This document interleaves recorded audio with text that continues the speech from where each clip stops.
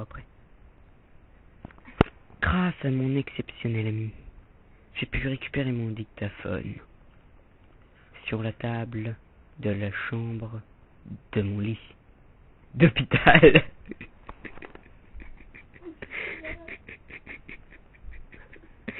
Mais j'ai pu, par le malheureux hasard, enfin le hasard, me retrouver à côté de Monsieur Blanbec.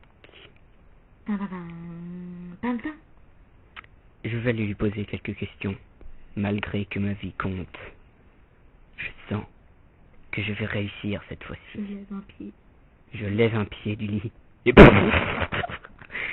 je suis tombé. Je peux toujours pas tenir debout. Je crois que je vais attendre demain. Le lendemain matin, 8h du matin, jour accueillant, soleil.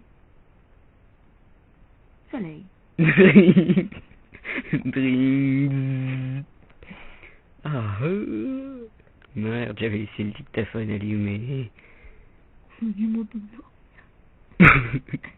Bon, je me lève. Oh, je tiens sur un pied, je tiens sur 2 pieds, je fais un pas. Je me suis encore cassé la gueule. Bon, je me relève. Parce que si je ne peux plus attendre demain, je vais me lever. Un pas, 2 pas, j'ouvre la porte et je peux enfin aller aux toilettes.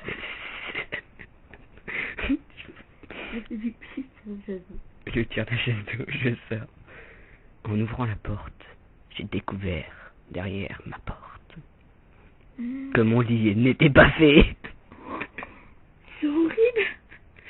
Je m'avançai vers mon lit, je le fis, et en me retournant, je tomba par la fenêtre. Mamma mia. Maman, je souffre. Bon, heureusement que j'étais à l'hôpital avant. Bon, je me lève, une bicyclette me fonce dessus. Je réussis à m'escarper. Merde. Je réussis à m'estirper de son champ de vision, quand soudain, un car passa. Comme d'habitude, boulet que je suis, j'ai réussi à l'éviter.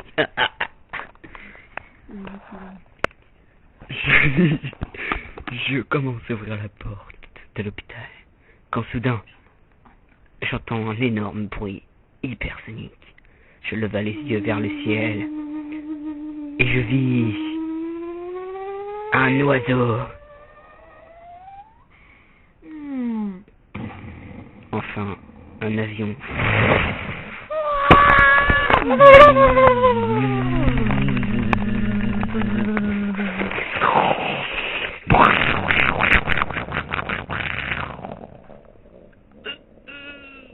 Mon dictaphone est allumé et je vais vous dicter ces derniers mots. Je suis toujours en vie. Je me lève, je monte dans l'hôpital les marches. Malgré ma douleur, j'ai réussi à me casser la gueule dans les marches, comme d'habitude. J'ai encore plus mal que d'habitude. Ensuite je monte.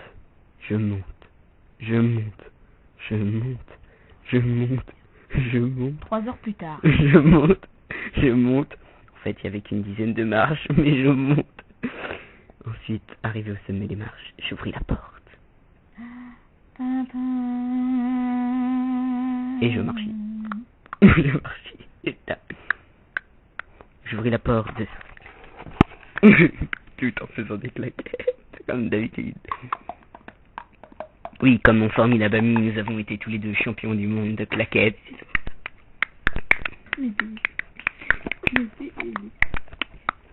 Bon, c'est bon, c'est terminé. J'ouvris la porte de la chambre de Monsieur Piou, enfin Blanbec. Et nous causons.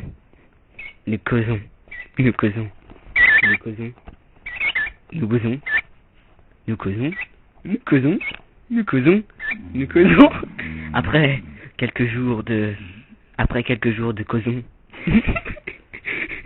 nous finissons par comprendre sa langue. Enfin, moi surtout. Parce que lui, il la connaissait déjà. Non, mais je suis censée pas être dans l'histoire. Hein.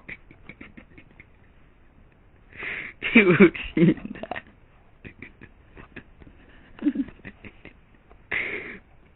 j'ai réussi à comprendre la langue de Monsieur Piou. Enfin, de Monsieur Blanc-Bec. Nous avons parlé. Non, ça je l'ai déjà dit. Et Monsieur Piou m'a fait une révélation qui vous sera dictée dans le prochain épisode.